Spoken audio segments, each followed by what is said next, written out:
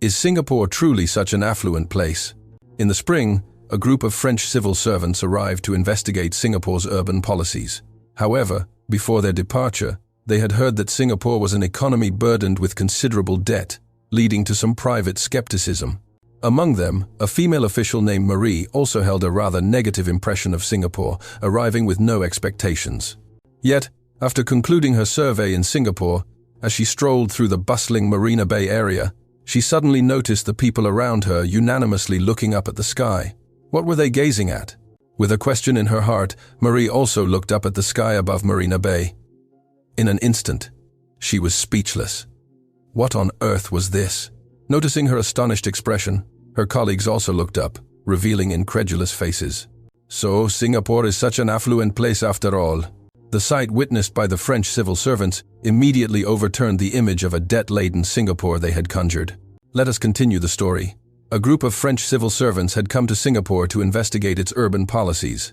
Most of them had previously considered Singapore an economy with a heavy debt burden, thus holding a less than favorable impression.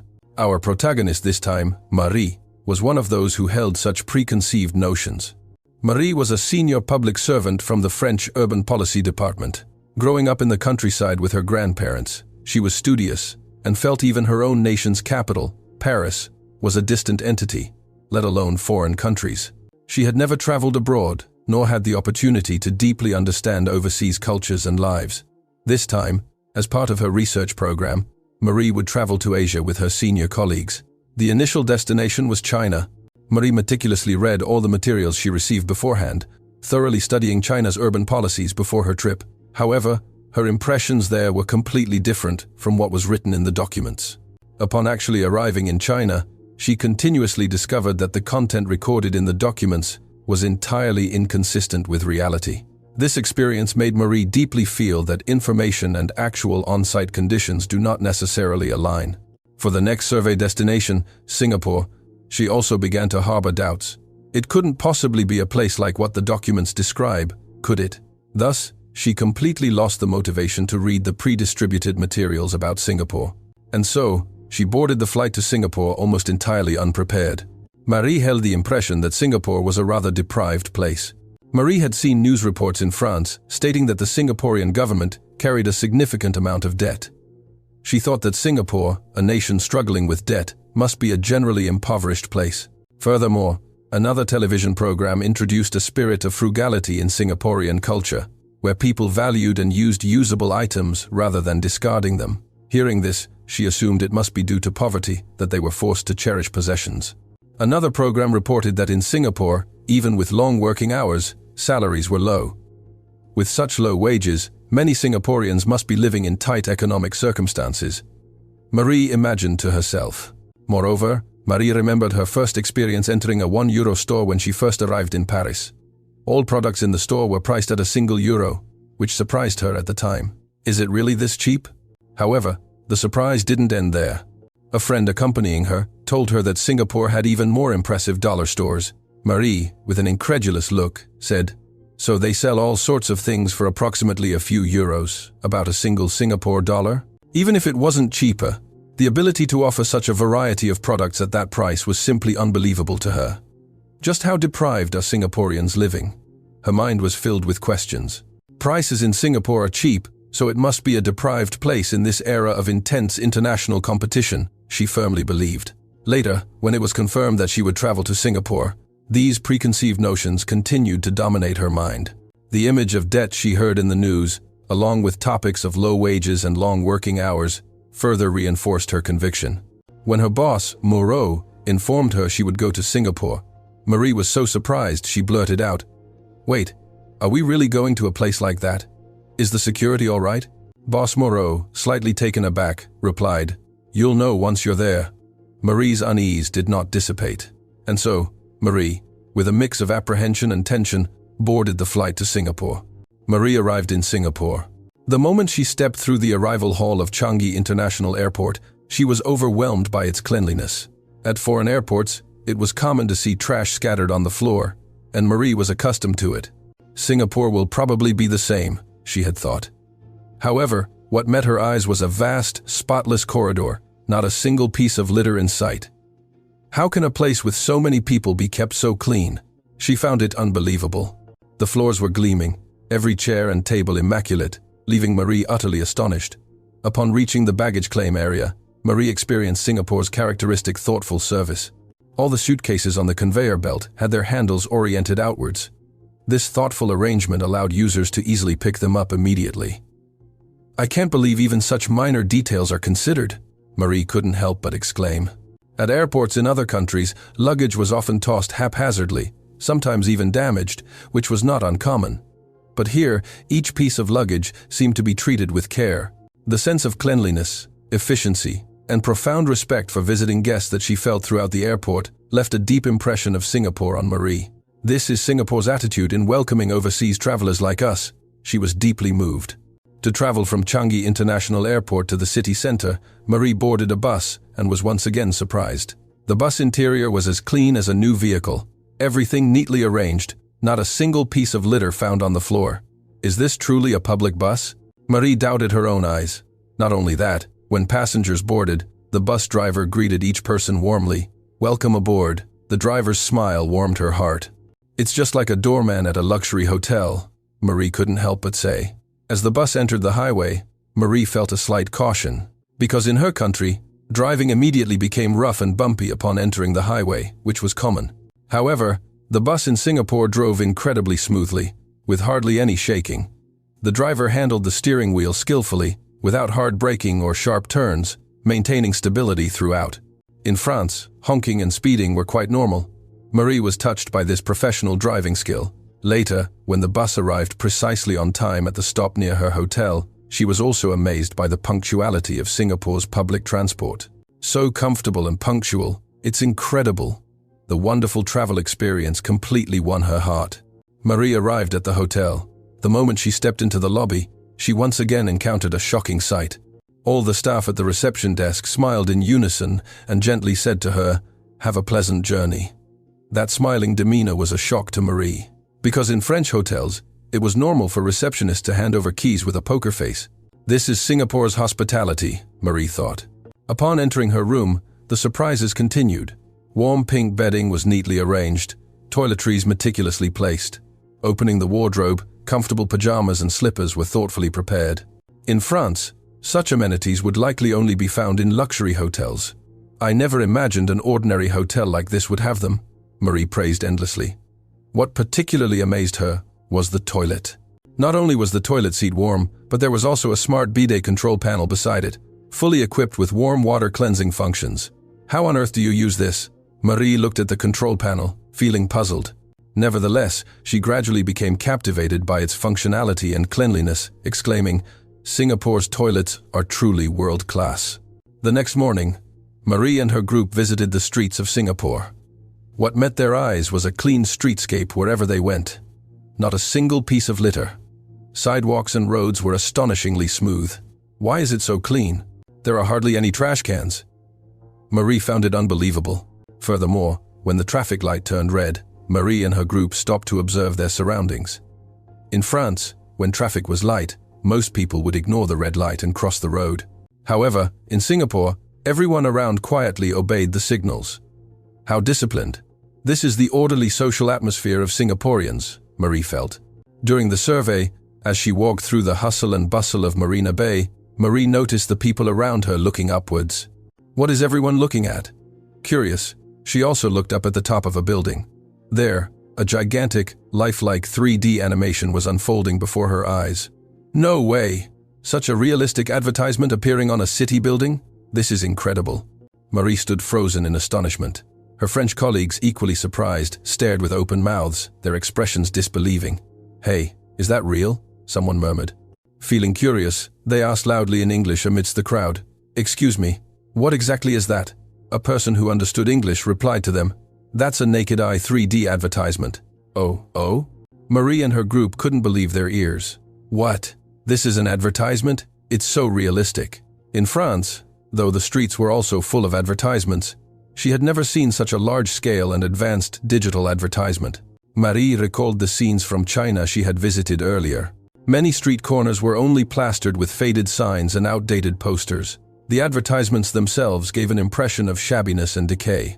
In contrast, how refined were Singapore's advertisements? She couldn't help but admire. The realism and impact of the 3D image projected before her eyes gradually dismantled Marie's impression that Singapore is a deprived place. To be able to create an advertisement like this, Singapore's technology is truly amazing, she murmured. Then she began to wonder in her heart, is this really a place full of debt? The doubt about her initial prejudice had appeared. The survey continued. Marie needed to use the restroom, but she held it in for a while. Even in France, she tried to avoid using restrooms in unfamiliar places. French restrooms often lacked toilet seats, in which case, one had to squat. The floors and walls were usually dirty, sometimes so unhygienic she had to give up on entering. One needs courage before entering a public restroom, she thought. However, she eventually couldn't hold it any longer, and Marie decided to go to a public restroom. Upon entering, Marie was surprised, thinking, "Oh, it's not what I imagined." Public restrooms in Singapore did not require courage. The floors were sparkling clean, the toilet seats spotless, and even the corners were impeccably maintained. In Singapore, no matter where she went, the restrooms were always kept very clean. Marie was moved by that sense of cleanliness, even wondering, is every place truly this clean? Furthermore, the restrooms also featured thoughtful designs for users, such as baby seats and hooks for bags. Even with small children or lots of luggage, it wouldn't be inconvenient. Marie was amazed by the perfect facilities, while also praising, toilets can be so clean and easy to use, just like a luxury hotel. Afterward, Marie and her group decided to take the MRT in Singapore. There were already many people gathered on the platform, quite crowded. However, surprisingly, not a single person cut in line or disregarded the queue to board. On the contrary, everyone lined up orderly, quietly waiting for the MRT train. This sight made Marie widen her eyes. In France, when the train doors open, everyone pushes each other. "It's scary to board," she exclaimed in surprise. Once on board, another surprising scene unfolded before her eyes. That was the silence within the carriage. Passengers quietly browsed their phones or read books, as if everyone was mindful of others' presence. Among them, what struck her most were the people dozing off in the carriage. In Singapore, even on public transport, many people openly napped. In France, falling asleep on a tram or bus was unimaginable, as one would immediately become a target for pickpockets and have their belongings stolen. In France, on public transport, one had to always remain vigilant, never letting their luggage out of sight. However, in Singapore, people were as relaxed as if they were at home. Seeing such a scene, Marie felt her preconceived notions overturned. Just how safe is this country? She deeply admired Singapore's quiet and secure public transport system. Leaving the MRT, walking through the streets of Singapore at night, the city remained vibrant. Neon lights flickered, and the flow of people attracted Marie's gaze. But what particularly caught her eye was the sight of young women walking alone confidently on the streets at night. They held smartphones, wore earphones, listened to music, and walked naturally. In France, walking alone at night was very dangerous, let alone holding a smartphone, which would easily make one a target for pickpockets, so no one would do that. Marie was shocked. Later, upon returning to the hotel, a member of the group, Sophie Bernard, suddenly frantically searched through her bag. "Where is it?" Everyone around looked at her. Sophie's face grew even paler. "My wallet is gone. The wallet containing hundreds of euros is gone." Sophie's wallet contained her French driver's license, credit cards, and hundreds of euros in cash. "Could it have been stolen?" Sophie cried. The entire group was instantly engulfed in an atmosphere of unease. Marie remembered that Sophie had once placed her bag at her feet in a taxi. Perhaps it fell on the taxi floor. Marie sought help from the hotel staff. The staff looked at the receipt and helped contact the taxi company. The taxi company identified the vehicle and confirmed with the driver. However, the driver replied that nothing had been found in the car. Disappointment spread. Sophie desperately said, "It's over, it's stolen." However, the hotel staff calmly took the next step, immediately contacting the police. The result, astonishingly, was that Sophie's wallet had already been delivered to the police station as a lost item. The surprising thing was that the wallet, which had fallen on the Marina Bay street they visited during the day, had been picked up by a kind Singaporean and taken to the police station. Upon hearing this news, Marie and her group cheered. Sophie also looked incredulous, happily saying, "I can't believe it's been found." After going to the police station and successfully retrieving her wallet, the hundreds of euros, driver's license, and credit cards inside were all intact. This could never happen in France, Marie muttered, widening her eyes. Singaporeans are truly kind and honest. They were deeply moved by the honesty and swift response of Singaporean society. After a few days in Singapore, Marie gradually became accustomed to the landscape and life there. The more she traveled, the stronger a certain conviction grew within her. That was, Singapore, no matter how one looked at it, was a wealthy and safe place. The city's cleanliness, the residents' politeness, and, most importantly, the high quality of life of its people, made this impression even clearer. Is this truly a place fraught with debt? The question on her lips faded day by day. One day, while Marie was contemplating this, the mystery was solved during a conversation with her boss, Moreau. To answer Marie's questions, Moreau explained in detail Singapore's economic situation. The vast majority of Singapore's debt is held by domestic financial institutions and the central bank, so it is completely different from loans from abroad. Marie looked a bit confused about the fact that domestic financial institutions held the debt. Moreau nodded and continued. That's right. Singapore borrows in its own currency, so the risk of default or non-fulfillment of debt obligations, as happens abroad, is virtually zero. Borrowing in one's own currency means no default. Marie was somewhat surprised, because in France, she often heard about the high risks of countries borrowing in foreign currencies, which led to economic crises. Understanding that Singapore's economic situation was completely different from France's, borrowing in its national currency and circulating domestically, Marie understood. Ah, I see. So Singapore's debt is nothing to worry about. Moreau also informed Marie of another aspect of Singapore's economy. Singapore is actually among the nations with the largest foreign exchange reserves globally, so judging a place's economic strength solely based on the amount of debt is a big mistake. Marie was surprised. One of the countries with the largest foreign exchange reserves in the world? I thought because of the high debt, the economy was unstable, but it turns out that's not the case at all. She finally understood the cleverness and stability of Singapore's economic system. She learned that one should not be swayed by superficial debt figures, but must clearly see the essence of the economy. Through her time in Singapore, Marie not only encountered the economic aspects but also touched upon the deeper layers of Singaporean society. She gradually understood that the thoughtfulness of Singaporeans contributed to the excellent public safety in this place. Initially, Marie believed that good public safety was simply due to police power or social mechanisms. However, after actually observing the daily actions of Singaporeans, she realized that this place maintained social order naturally through people's mutual consideration. She understood that the unintentional thoughtfulness and kindness of Singaporeans towards others ultimately supported this surprisingly good public safety. She was deeply moved, and symbolic of this was Singapore's public transport. Marie experienced the top-notch cleanliness and punctuality of Singapore's public transport. In Singapore, it was considered proper etiquette not to inconvenience others in public, a principle deeply ingrained in everyone's hearts. Everyone respected the quiet space.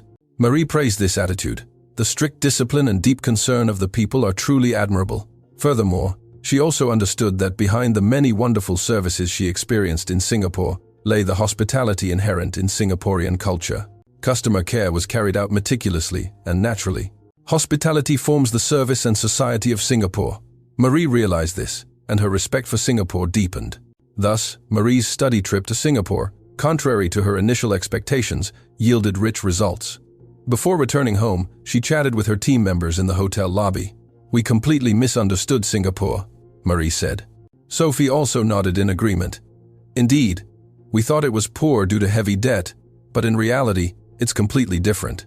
This place has a richness that cannot be measured by mere numbers." Moreau also smiled contentedly.